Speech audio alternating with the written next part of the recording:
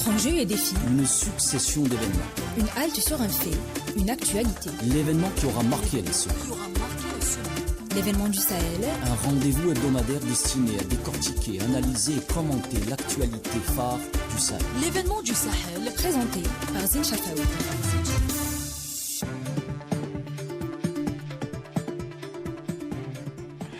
Bonjour chers amis auditrices et auditeurs d'Ifriqiya FM.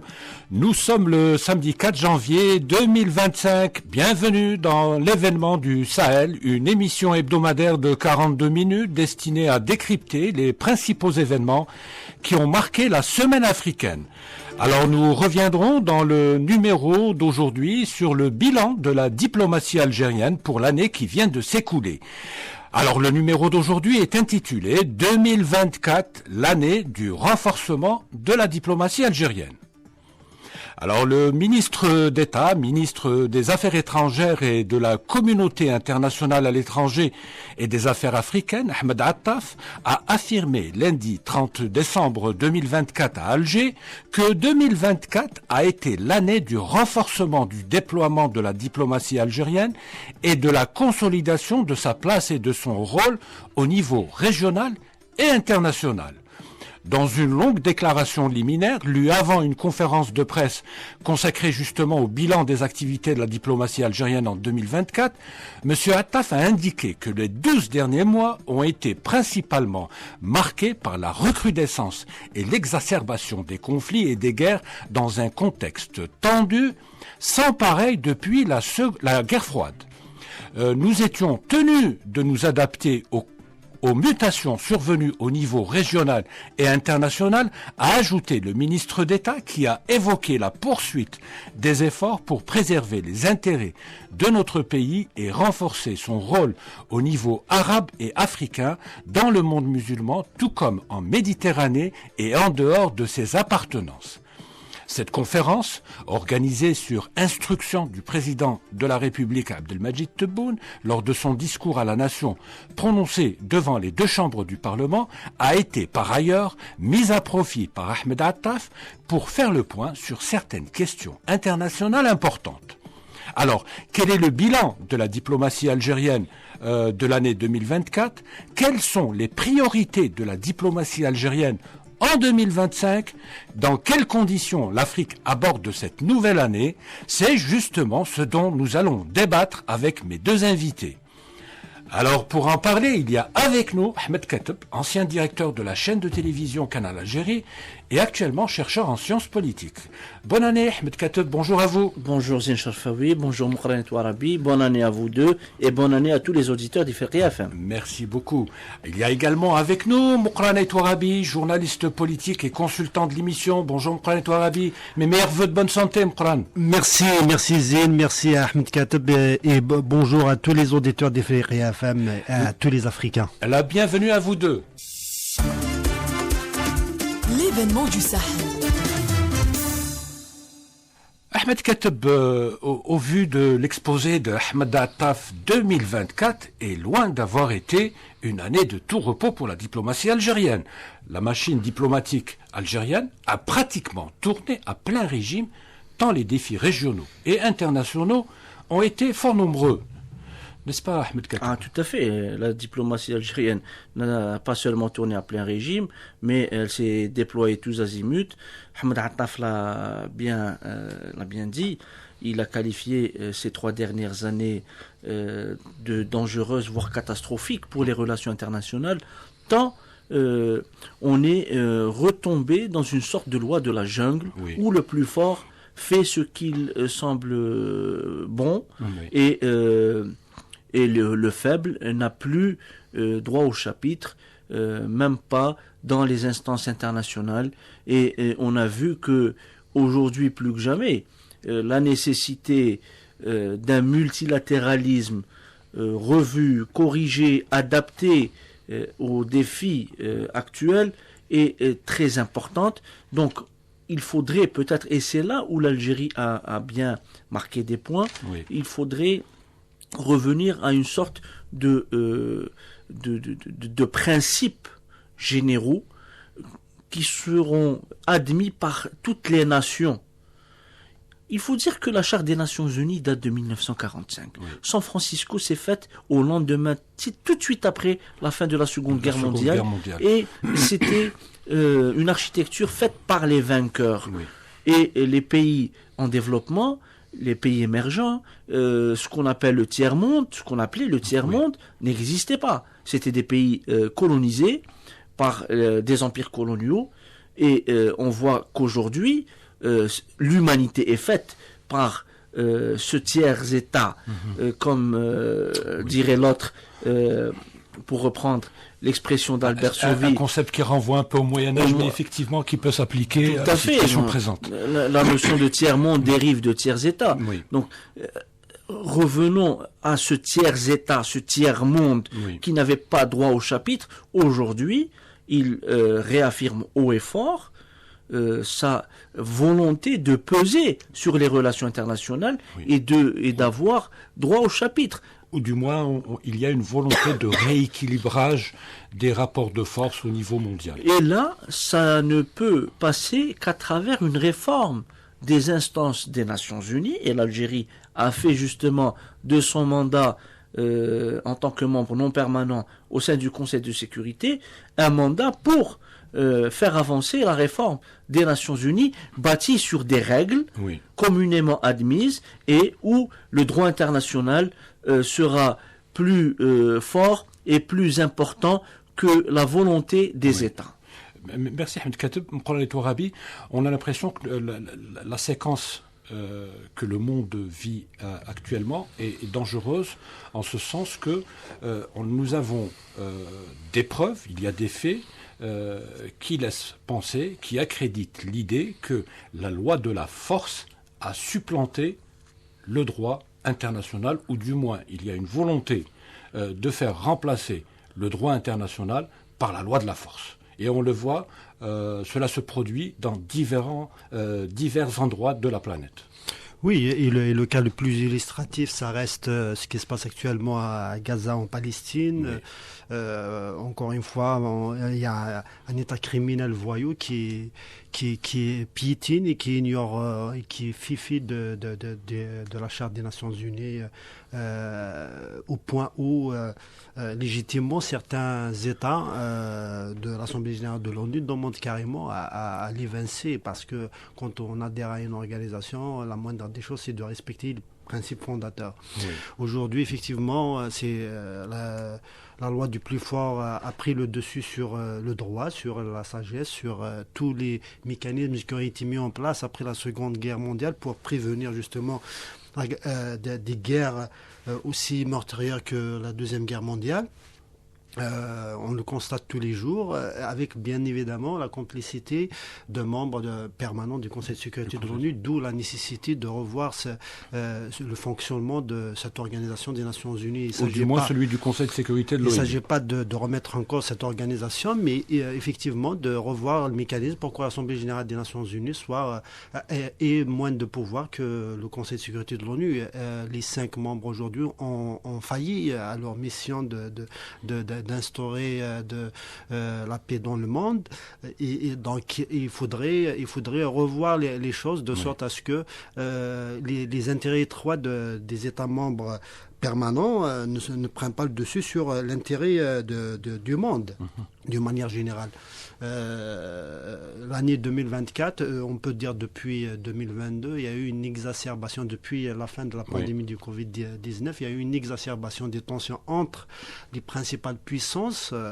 On le voit tous les jours. Donc cette dualité au sein du Conseil de sécurité entre les membres permanents met à mal la sécurité dans le monde et nous expose à des dangers très importants.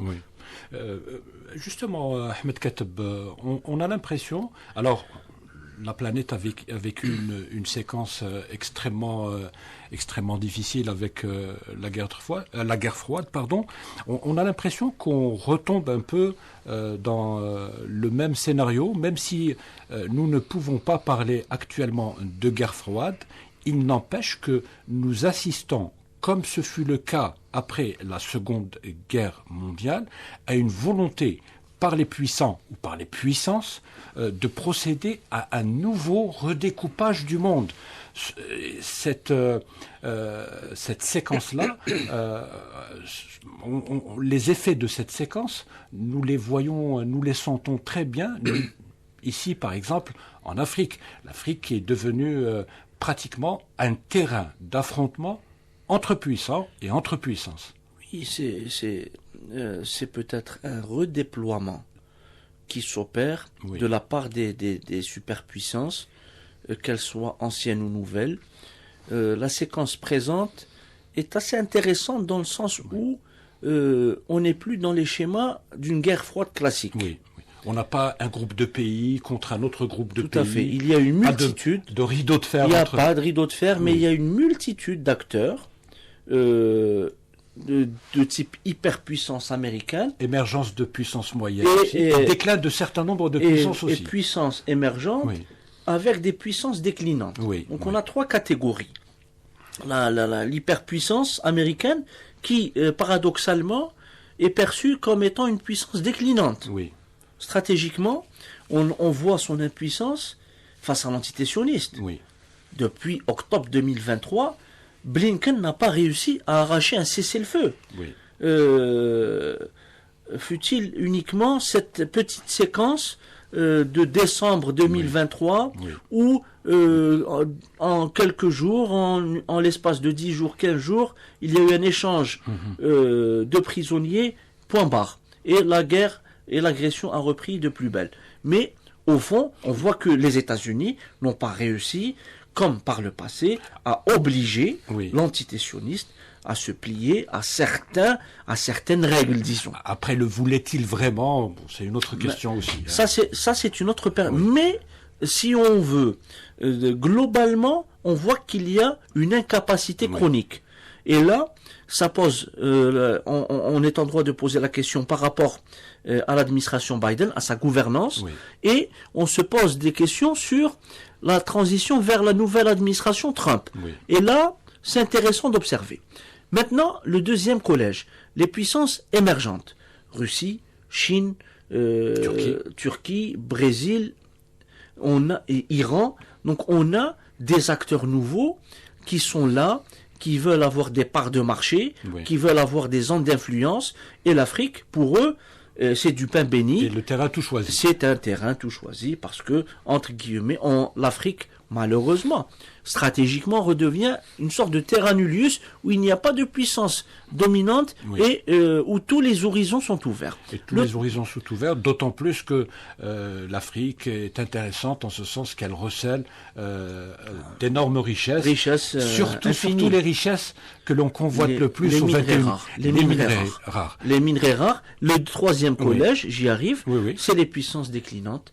La France en tête. On voit que la France a été battue en brèche et sa présence est quasiment insignifiante. Aujourd'hui, on est le 4 janvier. On lui a signifié qu'elle n'est plus la bienvenue ni au Tchad, ni au Sénégal, encore moins en Côte d'Ivoire, qui était un coup de tonnerre. L'année 2025 commence mal pour les Français, française et la France de manière générale. Tout à fait, générale, il lui reste Djibouti pratiquement et quelques militaires au Gabon. Donc, l'influence française militaire, il faut le souligner, se réduit en peau de chagrin. Justement, cet affrontement entre puissants Roland et Touarabi en Afrique, s'il y a bien un pays justement qui incarne le plus justement cette lutte d'influence entre pays et qui souffre le plus de ces luttes d'influence, par exemple, un pays comme la Libye, qui est toujours divisé en deux depuis 2011. En réalité, la séquence Ahmed Kateb dont nous parlons a commencé avec les révoltes arabes. Et donc, la Libye souffre justement de ces tensions internationales. Elle est prisonnière de ces luttes d'influence entre puissances. Tout à fait. Il y a la Libye, on peut rajouter tout récemment le Soudan aussi qui souffre de la même chose.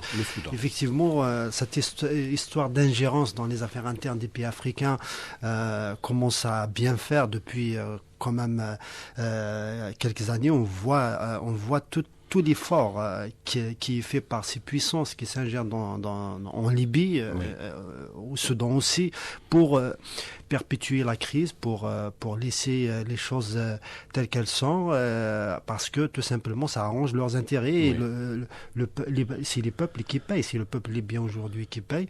C'est pas la première fois que les Libyens dénoncent les ingérences étrangères et que d'autres pays comme l'Algérie au sein de l'Union africaine ou même au sein du Conseil de sécurité de l'ONU appellent justement au retrait. Vous savez que par exemple en Libye, il y a plus de 20 000 mercenaires étrangers qui sont stationnés en Libye. C'est une armée ils sont une armée à eux tout seuls, oui. À eux tout seuls. Et tout ça fait que les Libyens n'arrivent pas à tracer la voie pour retrouver la stabilité. Ils ne sont pas maîtres de la décision. Ils ne sont pas maîtres de la décision parce qu'ils sont divisés et les différends entre les différentes parties sont attisés justement par ces puissances qui les encouragent, qui les poussent, qui leur font croire que justement ils sont près du but, donc ils peuvent prendre à eux seuls le pouvoir sans aller à négocier.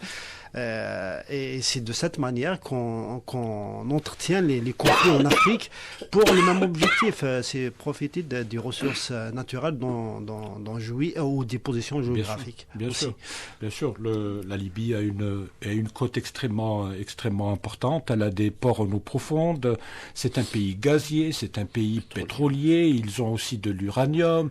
Donc c'est aussi une porte d'entrée vers le Sahel et vers l'Afrique. Donc c'est autant d'éléments qui ont attisé les convoitises. Alors, Ahmed Katoub, nous avons planté le décor. C'est dans un contexte mondial chaotique que l'Algérie, que la diplomatie algérienne, que l'Algérie accède, devient membre non permanent du Conseil de sécurité de l'ONU. Elle y est depuis une année, donc il lui reste encore une année. Durant ce mois de janvier, donc, elle a hérité de la présidence du Conseil de sécurité de l'ONU. Alors, malgré toutes ces tensions, malgré toutes ces difficultés, malgré un monde en fragmentation, est-ce que la diplomatie algérienne, malgré toutes ces difficultés, un monde en mutation, en transformation, est-ce que la diplomatie algérienne a pu tirer son épingle du jeu? Oui, tirer son épingle du jeu, je ne sais pas si c'est le bon qualificatif, mais elle a su manœuvrer et elle a su s'imposer surtout, parce que revendiquer haut et fort le multilatéralisme au sein des Nations Unies, au Conseil de sécurité, qui est une instance pratiquement de blocage avec le droit de veto des 5 superpuissances. Donc l'Algérie a pu et a su imposer une certaine vision, celle de la prééminence du multilatéralisme, du droit international, du respect des règles du droit international, de la non-ingérence dans les affaires intérieures des États, et puis du soutien au peuple colonisé, le peuple palestinien, le peuple sahraoui. Donc l'Algérie a réussi justement à construire des consensus au sein même du Conseil de sécurité de l'ONU, malgré les différents vétos américains, les vents contraires américano-britanniques par rapport à la question palestinienne, mais on a vu qu'il y avait des passerelles qui ont été bâties avec d'autres pays. Et encore, il y a des résolutions que la Grande-Bretagne a fini résolutions proposées par l'Algérie, que la Grande-Bretagne a voté favorablement. Des résolutions favorables aux Palestiniens. Tout à fait, tout à fait. Voilà. Du mois de mars. Donc même comment pourrait-on appeler la cohésion entre le couple américano-britannique a été, si vous voulez, fragilisé par le travail de la diplomatie algérienne. Oui, sur la question palestinienne. Tout à fait. Et ça, c'est tout à son honneur. Parce qu'elle a su imposer une vision juste et une vision réaliste de ce qu'il fallait faire face au drame du peuple palestinien.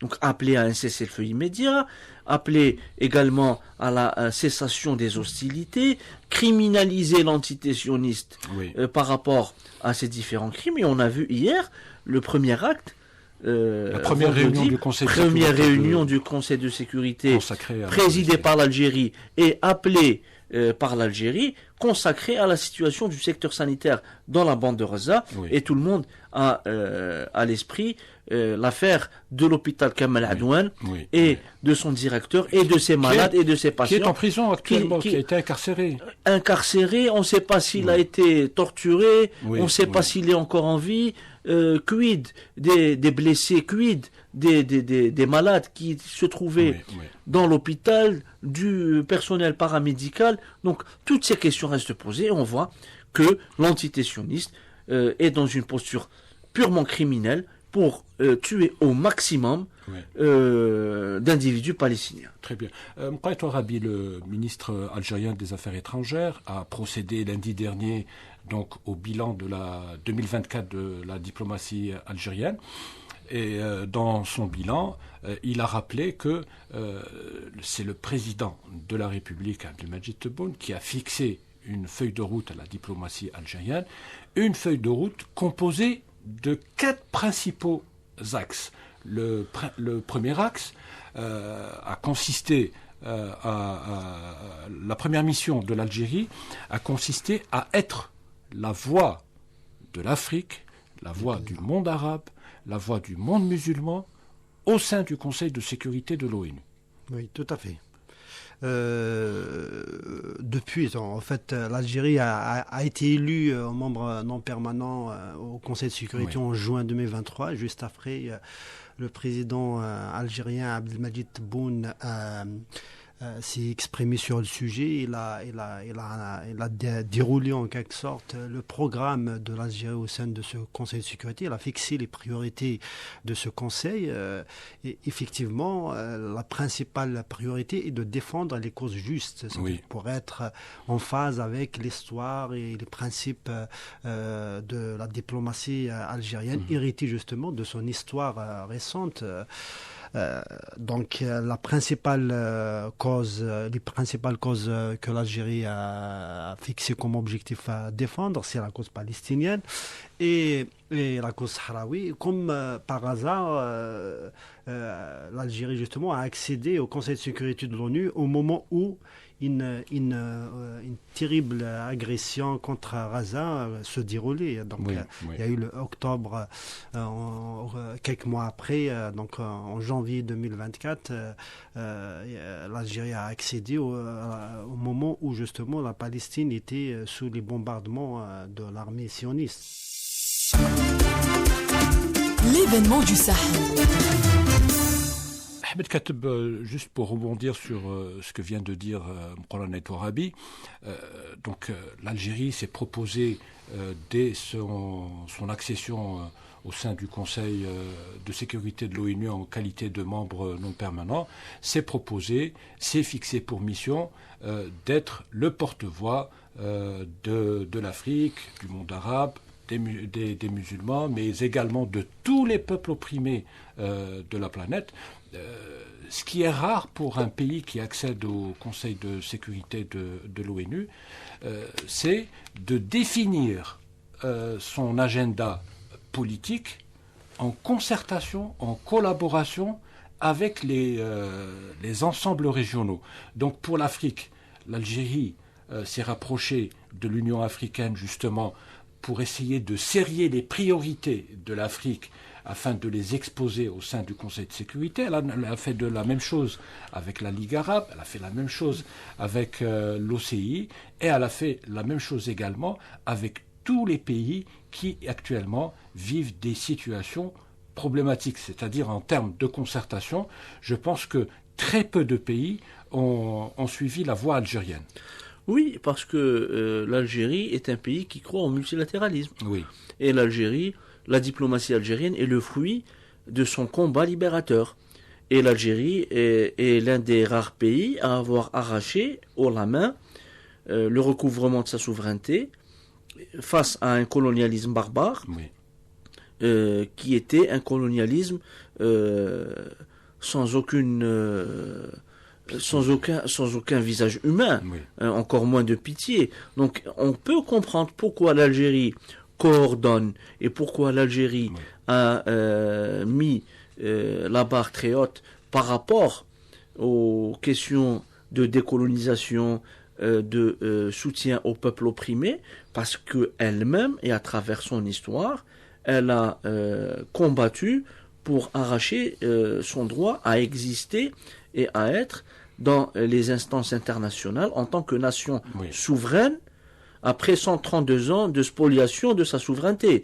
Donc on voit que l'Algérie, à travers son histoire, a développé une doctrine diplomatique, et on voit que dans sa mise en pratique, elle est toujours ouverte à la concertation avec les ensembles régionaux, que sont la Ligue arabe pour le groupe arabe, qu'est l'Union africaine pour le groupe africain, et l'OCI pour le groupe du monde musulman. Et on voit que l'Algérie se trouve actuellement à la charnière de ces trois groupes pour pouvoir porter justement leur voix, leurs revendications, leurs préoccupations, et défendre au mieux les intérêts de ces trois groupes.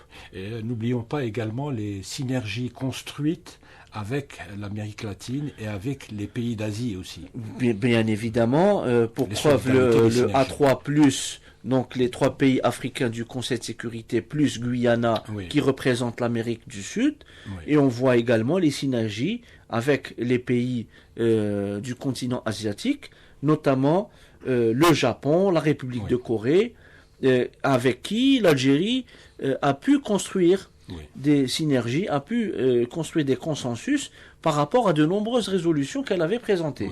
Et d'où l'hommage qui a été rendu par notre ambassadeur à l'ONU, Benjamin, à l'adresse de ces pays qui ont quitté le Conseil de sécurité et qui ont été remplacés par d'autres. Très bien. Colonel Touarabi, alors durant la première année de mandat de l'Algérie au sein du Conseil de sécurité, pratiquement les projecteurs n'ont pas quitté les Palestiniens ou la Palestine, le Sahara occidental et l'Afrique. C'est-à-dire tous les efforts faits ou déployés par l'Algérie pour faire avancer ces questions cruciales, ces questions qui posent des problèmes moraux à l'humanité. Effectivement, surtout, il y a des urgences. Quand on parle de la Palestine, il y a des massacres. On parle aujourd'hui officiellement de 50 000 morts, c'est déjà énorme. Sans compter justement les... Tout à fait, il y a la destruction de toute la bande de Gaza. Donc il y a des urgences humanitaires. De la Syrie, de l'Iran, du Yémen, aujourd'hui, du Soudan, effectivement, parce que ce qui s'est passé à Gaza, effectivement, a impacté toute la région. On a vu les agressions contre le Liban. On voit ce qui se passe actuellement au Yémen. Donc toute la région du Moyen-Orient est mise sous haute tension à cause justement de cette agression contre Gaza. Et l'Algérie n'a pas ménagé à déployer des efforts importants au sein du Conseil de sécurité de l'ONU et au sein de l'Assemblée générale de l'ONU aussi pour faire pression justement sur le Conseil, sur certains membres du Conseil qui constitue un facteur de blocage pour notamment la question du cessez-le-feu, même si l'Algérie, justement, grâce à ses efforts et grâce justement à sa capacité à mobiliser... Des résolutions ont été adoptées.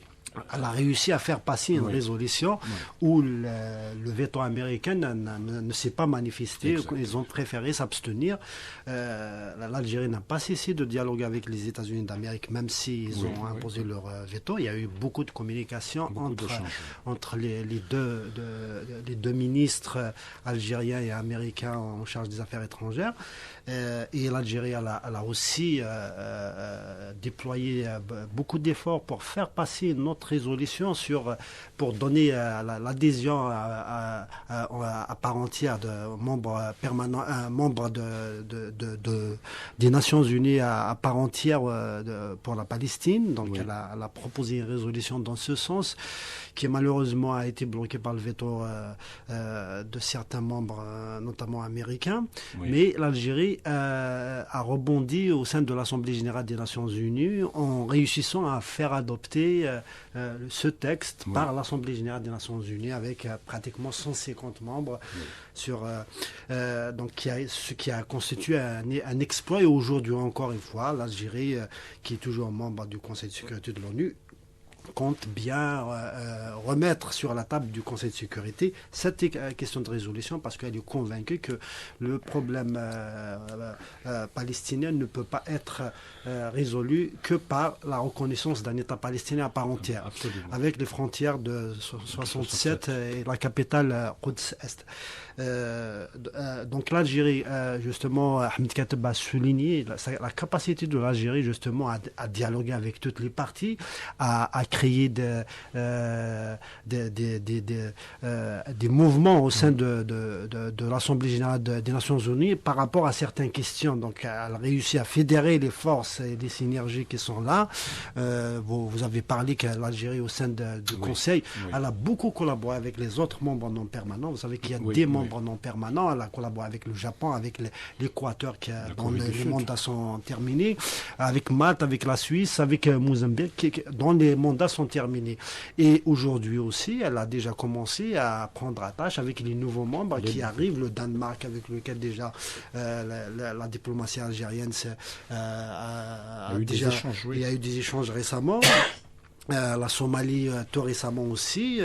Donc l'Algérie qui croit fortement au multilatéralisme, mais ce principe au sein du Conseil de sécurité de l'ONU pour fédérer les forces autour des objectifs qui sont liés, les objectifs de paix, de sécurité, et justement pour faire avancer les causes justes au sein de cette haute instance onusienne. Voilà. Donc Ahmed Kateb, en plus de la défense de toutes les causes justes, en plus d'avoir mis le curseur durant ces 12 derniers mois, pratiquement tous les jours, justement, sur la question palestinienne, sur le Sahara occidental, sur le Soudan, sur la Libye, sur le Yémen, sur la Syrie, l'Algérie a eu aussi pour cheval de bataille de nombreuses réunions ont été consacrées, que cela soit en dehors de l'ONU et dans l'ONU, sur la réforme justement des Nations Unies et particulièrement la réforme du Conseil de sécurité.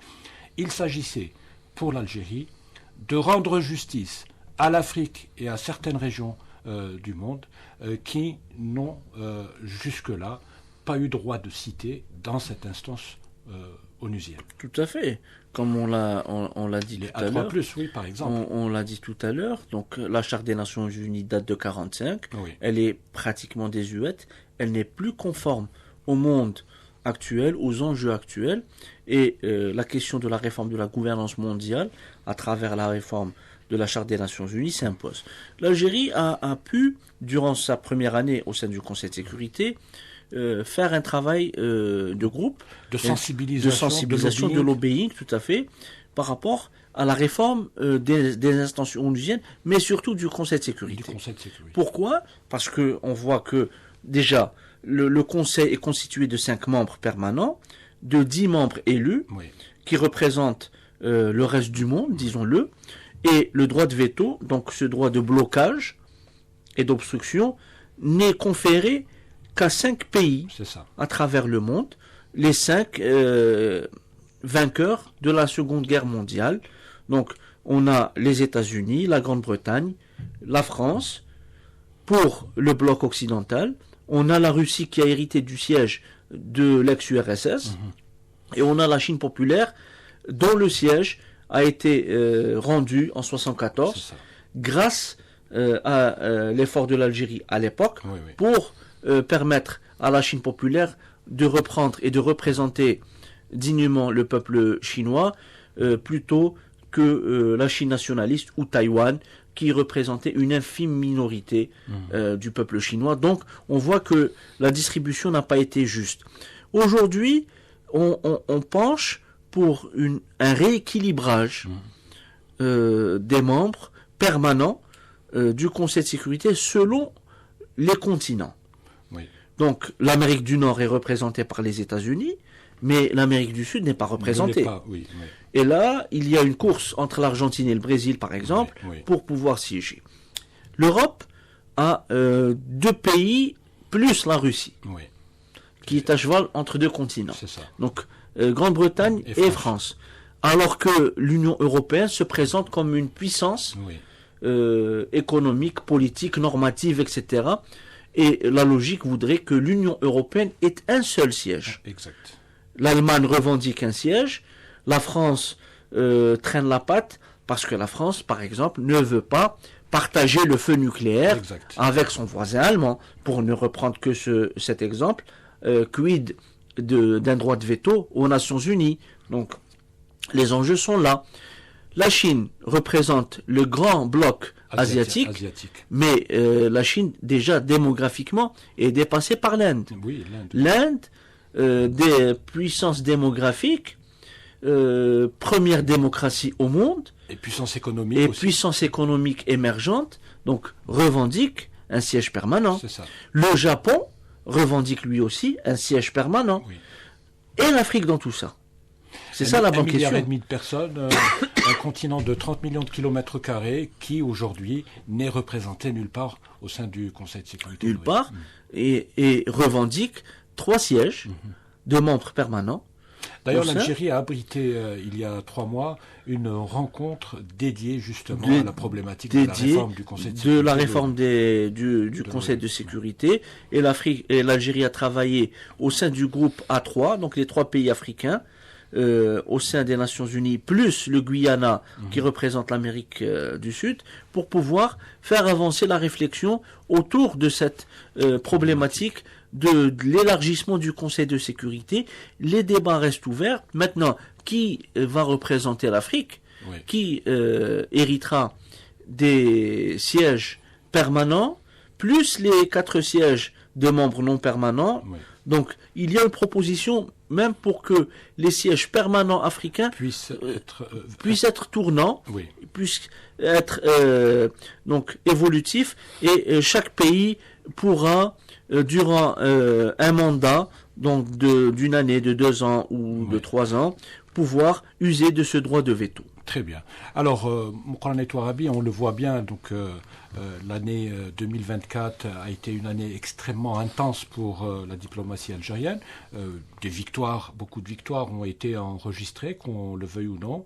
L'activisme de l'Algérie au niveau du Conseil de sécurité a débouché sur la conclusion, sur l'adoption de plusieurs résolutions importantes, plusieurs projets importants. Mais il n'y a pas eu que les conflits. L'Algérie a beaucoup pesé sur les questions liées à la cybercriminalité, par exemple. Il y a eu des textes liés à l'environnement aussi qui ont été adoptés. Donc le bilan peut être qualifié de bon. Alors, maintenant, essayons de nous projeter sur l'année 2025. Est-ce que vous pensez que quelles seront les priorités de la diplomatie algérienne durant cette nouvelle année? Est-ce que vous pensez que 2025 sera un peu la continuité de 2024? Oui. On a quand même des éléments de réponse. Il y a eu la conférence. Oui, effectivement. Donc je pense que les deux. Juste une petite poignée de minutes. D'accord. Donc il y a le AMAE algérien qui a décliné la feuille de route pour cette année, pour l'année 2025, lors de sa conférence de presse. Il a esquissé à peu près et tout. Amr Benjama, donc l'ambassadeur d'Algérie à l'ONU aussi, a donné des détails. Le mois de janvier sera extrêmement chargé. Il y a la question principale actuellement, donc qui est sur laquelle l'Algérie travaille beaucoup, c'est la Palestine, mais il n'y a pas que la Palestine. Bon, la Palestine, ils ont déjà commencé par une première réunion qui s'est tenue hier sur justement la situation humanitaire. Hier, vendredi 3 janvier 2025. Voilà, tout à fait. Et donc, l'Algérie va continuer donc son combat en faveur des causes justes, comme la cause de Sahraoui, va continuer à la porter au sein du Conseil de sécurité de l'ONU, à la défendre selon les principes de la Charte des Nations Unies, et notamment la résolution 1514. sur l'octroi de l'indépendance aux peuples coloniaux. Donc, il y aura aussi d'autres questions. L'Algérie compte bien aussi discuter de ce qui se passe au Proche et au Moyen-Orient, donc toute cette problématique globale autour de la Palestine, mais aussi en Afrique. Et pour le continent africain, justement, puisque continent nous africain, tout à fait. FM, il est tout à fait normal aussi que oui, nous tout à fait. sur le... Donc, il y a le dossier libyen, il y a le Soudan. Oui. L'Algérie va essayer aussi de rapprocher les points de vue entre ce qui se passe actuellement entre l'Éthiopie et l'Érythrée. Elle a encouragé le processus, plutôt la Somalie, elle a encouragé le processus, l'initiative menée par l'Angola récemment entre la RDC et le Rwanda. Donc elle est là à continuer le travail qu'elle a toujours fait de médiation entre les dossiers de la conflits. lutte antiterroriste. Justement, j'y arrive. L'une des principales préoccupations de l'Algérie au sein du Conseil de sécurité de l'ONU. Tout à fait, elle compte convoquer une conférence dédiée à la problématique du terrorisme au niveau ministériel, qui sera présidée par le ministre algérien des Affaires étrangères Ahmed Attaf, sur la problématique de la lutte antiterroriste en Afrique, bien sûr avec un zoom particulier sur la région du Sahel où justement il y a une forte concentration d'activités terroristes en Afrique. Donc c'est la région, justement, le continent souffre beaucoup. La question, vous l'avez évoquée aussi, c'est une question sur laquelle l'Algérie va continuer à travailler. C'est la réforme du Conseil de sécurité de l'ONU, en portant la voix de l'Afrique par rapport à cette question, sachant que l'Afrique elle a pu unir, avoir une position commune sur le dossier, et qui va justement permettre à l'Algérie d'essayer de faire avancer au sein des différentes commissions le dossier de la réforme qui est une priorité aujourd'hui de l'Algérie aussi. Alors, en 2 minutes, Ahmed Katabi, il nous reste 2 minutes. Derrière la vitre, la réalisatrice nous demande de ne pas exagérer, de ne pas déborder. Alors, en 2 minutes, il est question aussi pour la diplomatie algérienne, Ahmed Kateb, d'organiser ou d'enclencher une dynamique pour criminaliser le colonialisme dans le monde et particulièrement en Afrique. Je crois qu'il y a une réunion de haut niveau au niveau de l'Union africaine qui se prépare et qui aura pour but de plancher sur la criminalisation du colonialisme. Il n'y a pas un continent sur cette planète qui a le plus souffert des affres du colonialisme que l'Afrique. Oui. Et il est très légitime que les Africains criminalisent justement le colonialisme. Et malheureusement, on voit et veille à ce qu'il n'y ait pas le néocolonialisme. Oui, le néocolonialisme, le post-colonialisme teinté de néocolonialisme. Malheureusement, il y a en Afrique une dernière colonie, celle du Sahara occidental, qui est occupée par le Maroc et qui connaît répression, oppression, mesures inhumaines. Donc, le propre du colonialisme. Et l'Afrique gagnerait à criminaliser non seulement tout type de colonialisme, mais à aider le peuple sahraoui à réaffirmer son bon droit à l'autodétermination, tel qu'il a été préconisé par une résolution commune des Nations Unies et de l'Organisation de l'Unité africaine en 1991. Donc il est urgent de criminaliser non seulement tout type de colonialisme, mais surtout de décoloniser la dernière colonie en Afrique, le Sahara occidental. Très bien. Merci beaucoup, Ahmed Kateb. Je crois que nous ne pouvions pas trouver meilleur mot de la fin. Merci, Ahmed Kateb, pour avoir eu la gentillesse de répondre favorablement. C'est toujours un plaisir. Invitation. Rabi, merci. Nous espérons vous retrouver tous les deux la semaine prochaine pour un nouveau numéro de l'événement du Sahel. Merci beaucoup. Alors, vous l'aurez compris, chers amis auditrices et auditeurs, nous arrivons au terme de cette émission consacrée donc au bilan de la diplomatie algérienne pour l'année 2024. Nous vous donnons rendez-vous la semaine prochaine, même jour, même heure, pour un nouveau numéro de l'événement du Sahel.